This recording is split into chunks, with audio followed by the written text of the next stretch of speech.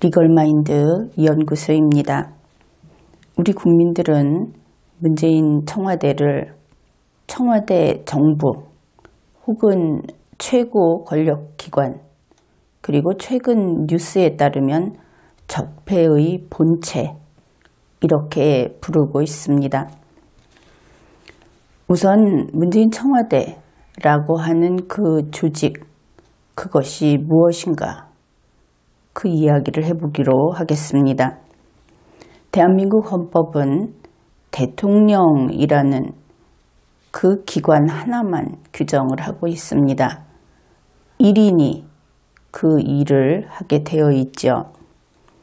대통령인 공무원은 주권자의 일꾼입니다. 헌법에 복종해야 하는 공무원인 것이죠. 따라서 이러한 공무원에게는 헌법과 법률이 수여하지 않은 직권은 있을 수 없습니다. 직권이라는 것은 직무 수행을 하도록 일을 시키기 위해서 그 일을 하는 데 필요한 권한, 그것을 수여하는 것일 뿐입니다. 따라서 대통령 소속의 청와대 정부라고 하는 것은 헌법에 위반됩니다.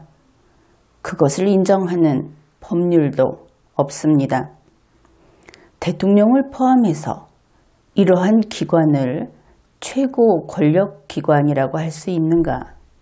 그것 역시 대한민국 헌법이 허용하지 않는 위헌기관이 될 것이고 따라서 대한민국의 어느 법률도 그러한 기관을 인정하지 않습니다. 대한민국에 그러면 최고 권력기관이라는 것이 있는가? 그것은 어떤 기관인가? 답은 명확합니다. 대한민국에는 최고 권력기관이 없습니다. 단 최고 권력체는 있지요. 그것은 헌법이 규정하듯이 주권자, 우리 5천만이 넘는 전체 국민의 총합으로서 국가의 의사를 결정하는 주권자, 이것만이 최고 권력체인 것입니다. 최고란 원래 단일, 유일한 것을 그 본래의 뜻으로 하고 있고 따라서 최고가 둘이나 셋은 될 수 없죠. 그때는 이미 최고가 아닌 것이 됩니다. 따라서 문재인 청와대라고 하는 것이 청와대 정부가 될 수도 없고 최고 권력기관이 될 수도 없고 현재로서는 적폐의 본체만 될 수 있는 그런 상황입니다. 여기에 대해서 문재인 청와대 대통령은 어떻게 이야기를 하는가? 2018년 12월 1일 청와대 페이스북에 그 자신의 의사표시를 했습니다. 그래서 문재인 청와대 대통령의 글을 분석해 보기로 합시다. 우리 국민은 문재인 청와대 정부가 적폐의 본체다. 일단 그들이 그렇게 조직되어서 그렇게 의사표시를 하고 실제로 권한을 행사하고 있기 때문에 청와대 정부라고 계속 부르기로 하지요. 문재인 청와대 대통령의 이 글은 제목이 이렇습니다. G20 정상회의를 마치고 마치 무슨 즐거운 피크닉이라도 갔다 와서 감상을 쓰는 것처럼 이런 제목을 뽑았습니다. 아주 그 비사무적인 서정적인 그런 제목이지요. 그리고 사적인 개인의 감상을 적는 사적인 제목이기도 합니다. 국민은 문재인 청와대 대통령이 지금까지의 이번 사안을 비롯해서 지금까지 일어나고 있는 이런 일들, 청와대가 적폐의 본체다 하는 데까지 이른 이 사안의 중대성을 그래도 인식할 줄 알았습니다. 그런데 보니까 문재인 청와대 대통령은 책임감을 전혀 못 느끼고 있다. 그것을 알 수 있죠. 완전히 안하무인이다. 안하무인격이다. 그리고 이제 거기에서 더 나아가 위대한 문재인의 말을 들어라. 내가 G20 정상회의를 마치고 한마디 하겠노라. 이렇게 글을 썼다. 제목에서 이미 우리 국민들은 역시 안 되는 것인가? 역시 스스로 잘못을 바로잡지는 않는 것인가? 이런 생각들을 했을 겁니다. 문재인 청와대 대통령은 이렇게 이야기를 했습니다.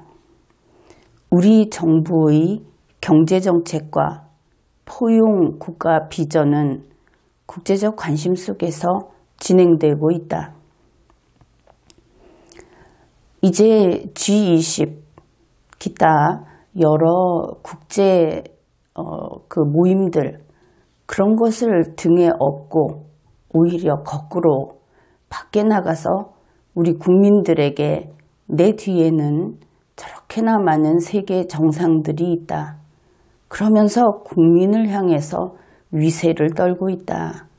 그것이 이 문장에서 보입니다. 경제정책과 포용 국가 비전이라고 하는 것은 문재인 청와대 대통령 측에서 주장하는 바에 따르면 결국 2018년 여름에 포용 국가를 선포했다. 그렇게 하고 있죠. 그렇다면 그의 말을 일단 받아들여 보기로 합시다. 그러면 이제 국민은 이렇게 물어야 하겠지요.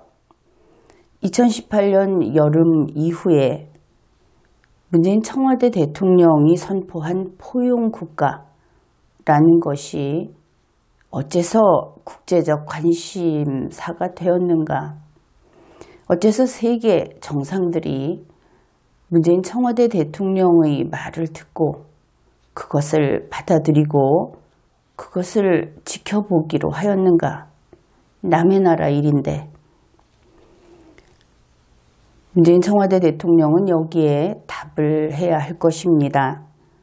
내가 선포했으니까, 내가 돌아다니면서 누누이 그런 이야기를 했으니까 이러한 어린아이 떼쓰는 것 같은 그런 말 말고 객관적인 증빙 자료를 제출해 주기 바랍니다. 어떻든 제목과 문장 한 개를 살펴보았는데 적폐의 본체가 반성을 한다든지 책임을 인정한다든지 하는 것은 정말 눈 씻고 봐도 없다. 그것을 확인할 수 있습니다. 오히려 자기 자랑을 하고 있는 것이지요. 문재인 청와대 대통령은 또 이런 이야기를 했습니다. 지속 가능한 미래는 평화 안에서만 가능하다. G20 정상들 모두 한반도 평화를 변함없이 지지했다. 사람이 말을 하거나 글을 쓰면 그것을 누가 했는가 거기에 따라서 제대로 듣지도 않고 읽지도 않고 그것을 무조건 말도 하지 마라 하고 공격하는 것은 그것은 나쁜 사람들이나 하는 짓이지요. 그래서 우리는 문재인 청와대 대통령의 이 주장을 굳이 그대로 듣고 한번 이해해 보기로 그렇게 합시다. 그는 이렇게 이야기를 했습니다. 모두 한반도 평화를 변함없이 지지했다. G20에 온 이번에는 30명 정도 된다고 하던데 그들이 모두 그리고 변함없이 지지했다. 이렇게 말을 했습니다. 그렇다면 이 말의 뜻은 일단 G20의 정상들 모두는 과거부터 지금까지 한반도 평화를 지지했다. 이런 뜻이 되겠죠. 그러면은 여기에서 한반도 평화를 지지했다고 한다면 그들은 지지하지 않은 것이 있을 것이고 또 지지한 것이 있을 것이다. 당연히 이렇게 생각을 할 수 있습니다. 그러면 한반도 평화의 반대 개념을 하나 갖다 놓기로 합시다. 그것은 한반도 전쟁이라고 해두지요. 그러면 한반도 전쟁과 한반도 평화가 있다. 이 둘 가운데 한반도 평화를 G20에 온 정상들 모두는 이번에도 또 지지했다. 과거에도 했고 더 과거에도 했다. 이것을 문재인 청와대 대통령의 글에서 알 수 있는 겁니다. 그러면 세계의 그 G20에 온 정상들이 한반도 평화를 변함없이 모두 지지했다. 이것이 핵심이 되겠습니다. 그러면 미국도 지지했겠지요.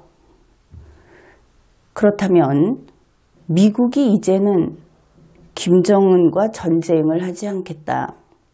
스스로 문재인 청와대 대통령이 말에 의하면 미국은 과거에도 한반도 전쟁과 한반도 평화 가운데 한반도 평화를 지지했고 지금까지 변함없이 항상 한반도 평화를 지지했고 이번에도 또 한반도 평화를 지지했다. 이 정도 된다면 김정은이 주장하는 것이 틀렸다 하는 아주 충분한 훌륭한 그러한 증거가 될 것입니다. 문재인 청와대 대통령 자신도 인정을 했지 않습니까? 그래서 미국은 김정은을 공격하려고 하는 그런 국가가 아니다. 미국의 트럼프 대통령은 변함없이 한반도 평화를 지지해온 사람이기 때문에 김정은이 이야기하는 것처럼 전쟁이 두렵다. 체제를 지켜주지 않고 부숴버릴까 봐 두렵다 하는 이야기는 쓸데없는 말이고 문재인 청와대 대통령도 그것은 쓸데없다고 이야기한 것이다. 이것을 알 수 있습니다. 그렇다면 이제 남은 일은 김정은이 무핵화하고 그리고 모든 무기 프로그램을 폐기하는 그 일만 남았다. 그것을 알 수 있습니다. 문재인 청와대 대통령은 지속 가능한 미래는 평화 안에서만 가능하다. 이렇게 이야기를 했습니다. 이것이 그냥 거리에서 아무 생각 없이 그냥 날씨 이야기를 하고 꿈 이야기를 하고 그런 사람들 사이에서 나온 이야기라면 별로 이것을 분석해 볼 필요는 없습니다. 그런데 문재인 청와대 대통령은 외국에 나가서 대한민국을 대표하고 그리고 우리 국민들에게 세금을 내라. 돈을 안 내면 감옥에도 집어넣을 수 있는 그러한 기관에 있는 공무원입니다. 그런데 그가 이런 이야기를 할 때에는 반드시 철학적인 베이스가 거기에 있는 것이고 이것을 뒷받침할 만한 이론이 책으로 몇 권이나 준비되어 있다. 이렇게 인정을 해야 할 것입니다. 그래서 우리는 그의 말 한마디 한마디를 그냥 가볍게 넘기지 말고 그것이 논리적으로 빈틈이 있는 것인지 그 말의 그 내포된 의미가 어떠한 것인지 그리고 그 당사자에게 거기에 대해서 끊임없이 확인과 또 그로 인한 어떤 예기치 않은 불행한 일이 생길 수도 있다든지 그가 또 헌법과 법률을 위반하고 있는 것은 아닌지 하는 것들을 계속 질문하고 잘못된 길로 가지 못하도록 하고 이렇게 해야 하는 것입니다. 우리는 문재인 청와대 대통령이 한반도에 이미 평화가 이루어졌다고 이야기한 그런 말을 들은 바가 있습니다. 미사일 발사를 안 한다든지 또 동계올림픽을 했다든지 또 북측에 김정은과 문재인 청와대 대통령이 만났다든지 지금도 사람들이 오가고 DMZ의 지뢰를 제거한다든지 이런 것들을 통해서 문재인 청와대 대통령은 한반도의 평화는 이미 이루어졌다. 문재인이 그것을 이루었다. 이렇게 이야기를 했습니다. 그 말을 듣고 기뻐하는 국민도 분명히 있지요. 그렇다면 이 평화가 무엇인가? 이것은 문재인 청와대 대통령이나 또 그를 거의 맹목적으로 그를 따르는 사람들이나 누구도 부인하지 못할 객관적인 사실이 한 가지 있습니다. 바로 김정은이 핵탄두 70개를, 이것은 대략 그렇게 이야기를 하겠습니다. 김정은이 핵탄두 70개를 가지고 있는 상태에서 달성한 평화다. 그런 것이지요. 이것은 모든 사람이 다 인정하는 사실입니다. 다시 말해서 핵과 함께하는 평화, 그렇게 말할 수 있겠습니다. 그런데 문재인 청와대 대통령은 바로 이 핵과 함께하는 평화가 깨지지 않도록 지속 가능하게 만들자, 이렇게 주장을 했었지요. 그러면 우리 국민들은 다시 질문을 할 수밖에 없습니다. 문재인 청와대 대통령이 말하는 그 핵과 함께하는 평화, 그것은 도대체 무엇인가? 첫째, 그것은 완전한 평화인가? 왜냐하면 그것이 깨지지 않도록 지속 가능하게 만들자고 했으니까.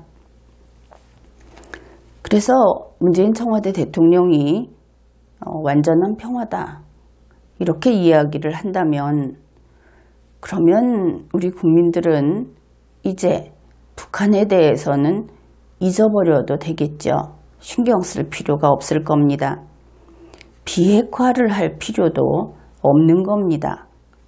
핵탄두 70개를 가지고 있는 상태에서 이루어진 평화, 그것이 그토록 소중하고 계속 지켜야 할, 그리고 완전한 평화라고 한다면 그 상태로도 좋다. 그렇다고 한다면 굳이 어려운 비핵화를 할 필요는 없습니다. 앞으로는 문재인 청와대 대통령도 비핵화를 이야기할 필요는 없는 겁니다. 지금까지 세계 정상들과 만나는 자리에서 누누이 비핵화의 선전원으로서 활동을 했던 그 모든 일을 이제 종결해야 하는 겁니다. 문재인이 할 일은 끝났다. 그런 것이지요. 그리고 만일 문재인 청와대 대통령이 현재의 이 핵과 함께하는 평화가 불완전한 평화다. 만일 이렇게 답변을 한다면, 그렇다면 그것은 평화라고 할 수 없겠죠. 평화가 아닌 겁니다. 평화가 아닌 것은 지속 가능하게 할 필요가 없는 것이지요. 그리고 만일 이 경우라고 한다면 문재인 청와대 대통령이 지금까지 했던 말들은 전부 거짓이었던 것이 되어버립니다. 그가 그러한 거짓말을 함으로써 누가 이득을 보았는가? 가끔 도널드 트럼프 대통령도 이득을 좀 보기는 했을 겁니다. 중국의 시진핑 주석도 이득을 좀 봤을 것이고, 일본의 아베 총리도 이득을 좀 봤을 겁니다. 뜻밖의 인도의 모디 총리도 이득을 봤을 겁니다.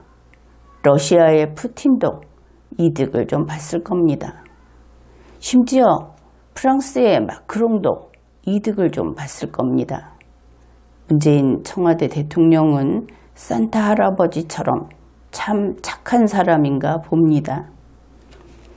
그리고 무엇보다도 가장 이득을 본 사람은 북한의 김정은이 되겠죠. 그런데 세상에는 없는 것이 화수분처럼 생겨나는 경우는 없습니다.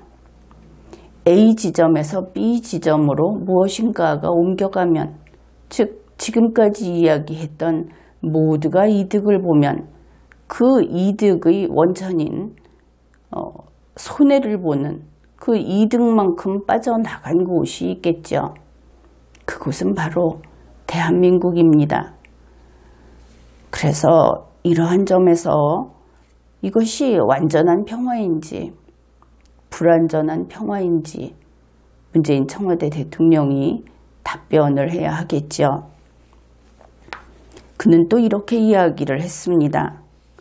2차 북미 정상회담과 김정은 위원장의 서울 답방의 성공을 위해 트럼프 대통령과의 협력은 계속될 것이다. 이것은 두 개의 문장을 합쳐 놓은 것입니다. 그래서 그것을 분석해 보기로 합시다. 2차 북미 정상회담의 성공을 위해 트럼프 대통령과의 협력은 계속될 것이다. 여기에서 누구와 누가 협력을 합니까? 이것은 읽어내기 쉽죠. 문재인과 트럼프가 협력을 합니다. 그런데 이 말을 하는 자는 누구입니까? 그것은 문재인이지요. 그렇다면 문재인은 이 협력할 두 사람 가운데 스스로 협력한다고 이야기하는 사람이기 때문에 문재인은 분명히 협력하는 자가 될 겁니다. 협력하도록 요청받는 자도 아니고 협력하도록 강요당하는 자도 아닌 것이지요. 그렇다면 협력은 계속되는 것이 아니고 계속하는 것이 될 겁니다. 계속된다고 하는 것은 이렇게 문재인처럼 할 의지가 없는, 그래서 피동적으로 당하는 경우에 쓰이는 표현이죠. 여기에서 협력은 계속될 것이다의 그 주체, 누가 그렇게 하게 될 것인가? 그것은 트럼프가 그렇게 될 것이다. 문맥상 이런 것이 나오는 겁니다. 따라서 트럼프가 계속 협력할 것이다, 협력하게 될 것이다 라고 누가 추측을 합니까? 누가 원합니까? 문재인이 추측하고 문재인이 원합니다. 그러면은 이 말을 하는 문재인은 어떤 입장인가? 트럼프가 협력을 한다고 하면 트럼프와 문재인이 가깝겠구나, 이렇게 생각을 할 수 있겠죠. 그런데 그는 북미 정상회담이라고 했습니다. 미북 정상회담이 아닌 겁니다. 이 사람은 미국에 가서 사정이 안 좋을 때는 분명히 미북 정상회담이라고 바꿔서 말을 할 줄 아는 그런 인간입니다. 그런데 이번에 북미 정상회담이라고 분명하게 밝혔습니다. 따라서 그는 북한 편이지 미국 편이 아니다. 이것은 상식적인 해석이 되겠습니다. 그러면 이제 그가 말하는 식으로 북미 정상회담을 하는 당사자는 누구인가? 그것은 김정은과 트럼프가 되겠죠. 이제 관계가 어느 정도 정리가 될 겁니다. 김정은과 트럼프가 정상회담을 할 것이다. 그런데 문재인은 김정은 편이다. 그런데 트럼프가 이 회담을 성사시키고 싶어서 문재인에게 협력하게 될 것이다. 말이 안 될 것 같으면서도 그것이 보여주는 모습이 현실에서 어쩌면 바로 그것이었구나, 똑같다, 이렇게 볼 수 있는 면이 분명히 있다. 그것을 여러분이 이해할 겁니다. 김정은과 트럼프가 2차 정상회담을 하는데 김정은 편인 문재인에게 이 정상회담을 성사시키고 싶어서 트럼프가 계속 협력하게 될 것이다. 현재 관계가 이렇다고 문재인 청와대 대통령이 이야기를 한 겁니다. 그러면 트럼프는 문재인이 김정은 편이라는 것을 알고 있다. 트럼프가 문재인에게 어떤 이야기를 할 때는 김정은이 트럼프가 원하는 대로 움직이게 하기 위해서 말을 할 것이다. 문재인은 안중에 없다. 만일 김정은과 트럼프가 잘 안 되면 그러면 문재인에게 그 안갚음을 할 것이다. 지금까지 들인 비용을 받아낼 것이다. 대략 이런 생각들을 해볼 수 있는 겁니다. 이제 두 번째 문장을 보기로 하겠습니다. 김정은 위원장의 서울 답방의 성공을 위해 트럼프 대통령과의 협력은 역시 계속될 것이다. 이번에도 협력 당하는 자는 트럼프라는 것을 알 수 있습니다. 우선 가볍게 몇 가지 확인할 것은 김정은이 서울에 오는 것은 답방이라고 합니다. 서울을 방문하는 것도 아니고 답으로서 무엇인가 받았기 때문에 거기에 대해서 이웃집에 떡을 가져가면 빈 접시를 돌려주기 미안하니까 거기에 하다못해 감이라도 한 개 올려서 돌려주는 바로 그것이 답례 또 답방, 결국은 빈 접시 돌려주기라고 이야기를 하고 있는 겁니다. 이 경우에 김정은이 서울에 오는 것은 김정은이 오고 싶어서 오는 것도 아니고 이쪽에서 손님으로 초청을 해서 오는 것도 아니고 먼저 문재인이 찾아뵈었기 때문에 위대한 영도자를 찾아뵈었기 때문에 거기에 대한 답으로서 북측에서는 최고 권력자가 김정은이지요. 그래서 이 경우에 답으로 몸소 서울까지 온다는 것은 분명히 은혜를 베푸는 겁니다. 그렇게까지 안 해도 되는데 그래서 그가 서울에 온다고 하는 것은 우리 국민들이 김정은이 서울에 손님으로 오는 것을 반대한다. 허락을 받으려면 일정한 어떤 사죄를 한다든지 그러한 어떤 절차를 거쳐야 한다. 우리는 허락하지 않는다. 이런 이야기들을 문재인 청와대 대통령은 답방이라는 한마디로 모두 다 없애버렸습니다. 한국은 그에게 입국을 허락할 권한조차 없게 된 것이죠. 답방이니까 황제가 제후국을 가듯이 그저 가겠다고 하면 받아들여야 하는 겁니다. 그런데 그것을 문재인 청와대 대통령은 간절히 바라고 있는 그런 상황인 것을 알 수 있습니다.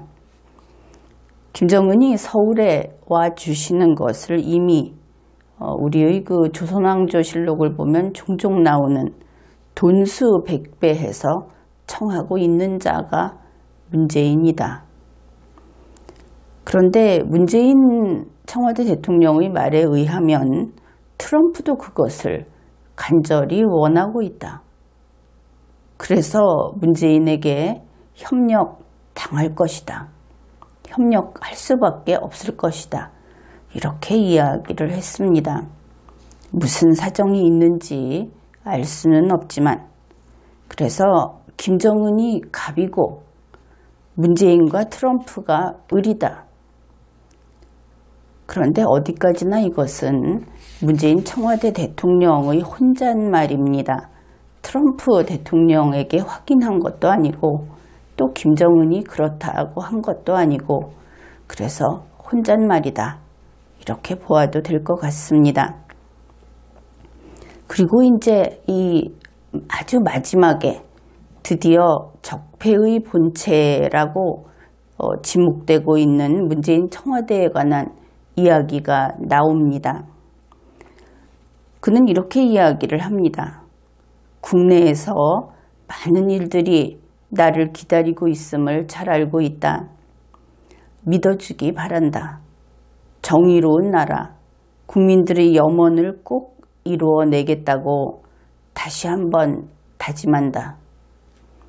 그리고 끝입니다. 국민 여러분은 많이 실망을 했을 겁니다. 반성이 없습니다.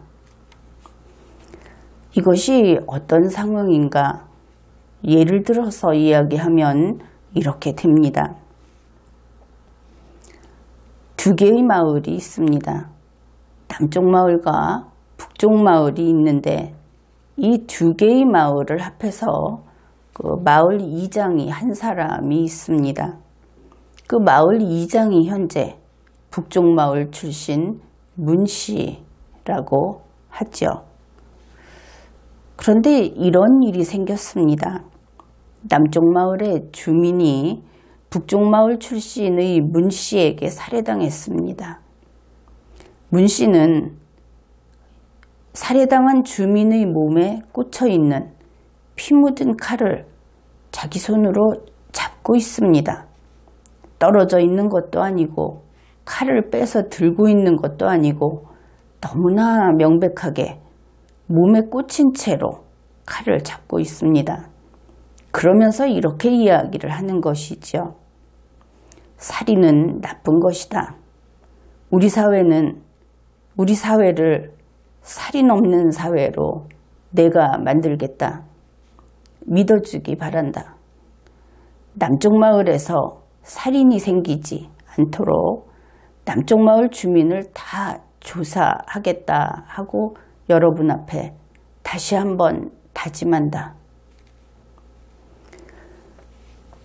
아마도 이 말을 들은 주민들은 가증스러운 자, 그에 대해서 용서하고 싶은 마음이 있던 사람들조차도 그것이 다 날아가 버릴 것 같습니다.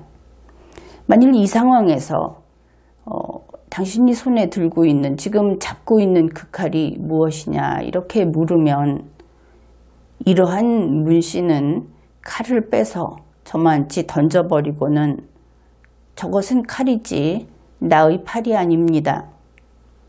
이렇게 말을 할 것으로 보입니다.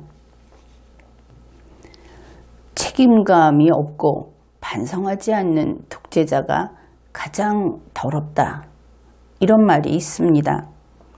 책임감이 없고 반성하지 않는 독재자를 위해서 손에 피를 묻힌 자들, 이것은 앞에서 이야기한 문씨를 말하는 것이 아닙니다. 문씨는 위에서가 아니죠. 그렇게 손에 피를 묻힌 자들은 반드시 그 독재자 손에 죽는다고 합니다.